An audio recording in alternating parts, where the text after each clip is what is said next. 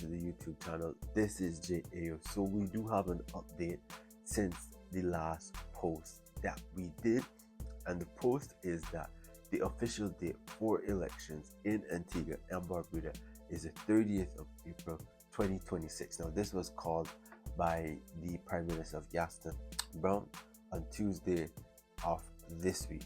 Now there's something I need to clarify. The thing that I need to clarify is that one, Prime Minister Gaston Brown is seeking a fourth term. I did see in the previous video that it 100% sure, but I'm clarifying that he is now going for a fourth term, seeking a fourth term for the Antigua and Barbuda Labour Party. Now the other thing is that this is a snap election. Now a snap election, as I was trying to explain, was that it is an election that happens in a short space of time, because typically you have 6 weeks to do campaigning. In this instance, we are Antigua and Barbuda, they don't have that much time to do campaigning. However, the law allows that 21 days must pass until the official date of election is had, and this includes both holidays and Sundays. So it doesn't go by what we would say a business days, where it's typically Monday to Friday, but it counts all the days. Now this decision was made from March 31st, March 30, where the Prime Minister was looking at whether he would do it. Now, in order for it to be officially done, the Prime Minister has to advise the Governor General, who he or she upon which issues the writ. Now, the writ is what is used to say Parliament is now dissolved, which then triggers the election campaigning phase, which is really important. But after that is done, and what people would not know behind the scenes is that the Governor General would then issue what you could say, we would call it elect officers, but these are what you would call the returning officer, or the officer in charge for registering people for voting for each district or each constituency, and they are typically called the returning officer, who then reports back to either the director of supervisor or the supervisor of elections to say, all these individuals that are on this list, I attest that these are the individuals who have identified themselves, and I believe that this is them. A list is maintained, but that is just background information that just supports the process of the whole electoral system. And so, getting back on track as it relates to the nomination day. Nomination day will happen on the 13th of April, which is next Monday. Now, this is where parties prior would have looked at to say which candidates are the strongest in their division, constituency, district.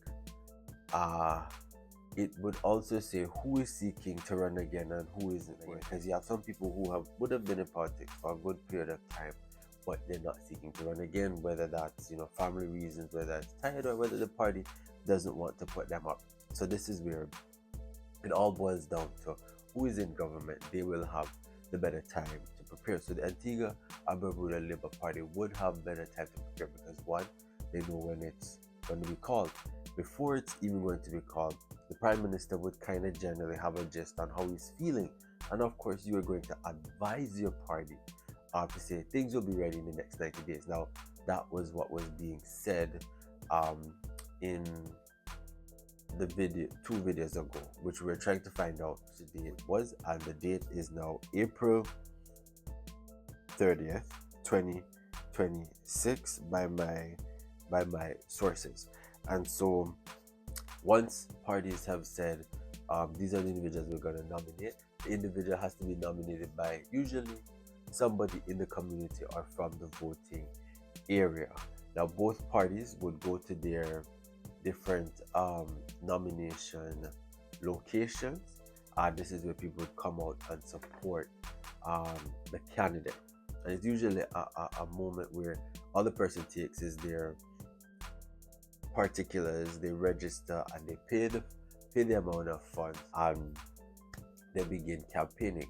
I do believe that, may not be able to quote me on this, it's that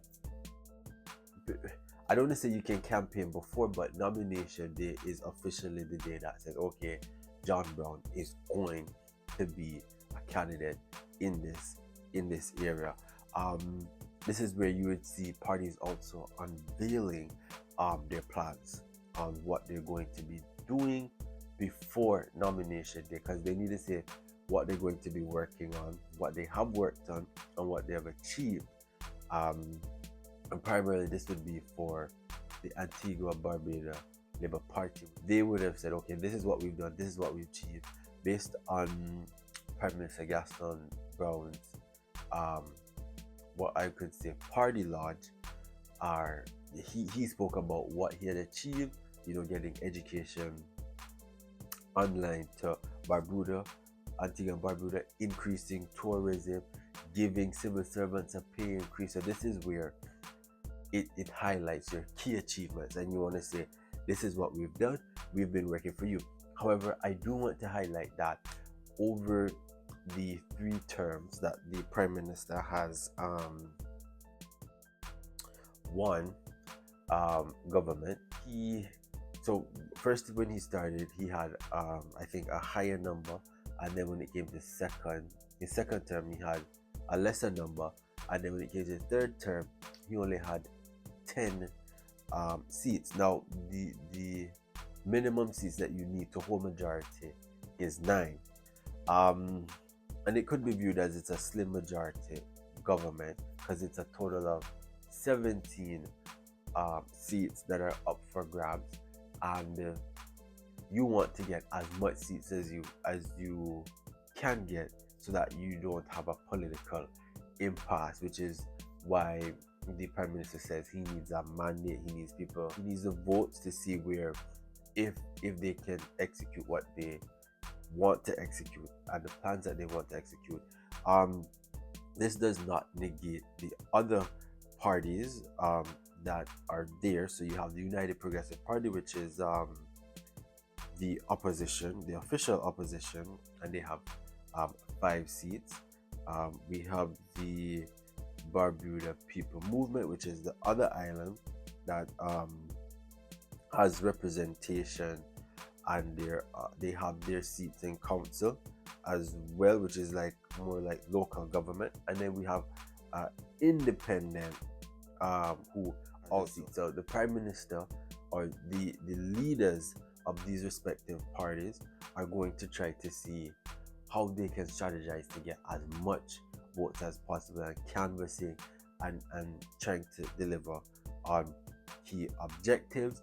I do believe we may do a live stream as the votes come in to kind of see what would be happening on the ground. I'll probably put a post up to say, should we live stream it? The other thing is, after the election day, which is April 30th, the next day is going to be a holiday, right? So that's usually cool. Guys, don't forget to like, subscribe, and share, and I'll see you in the next video.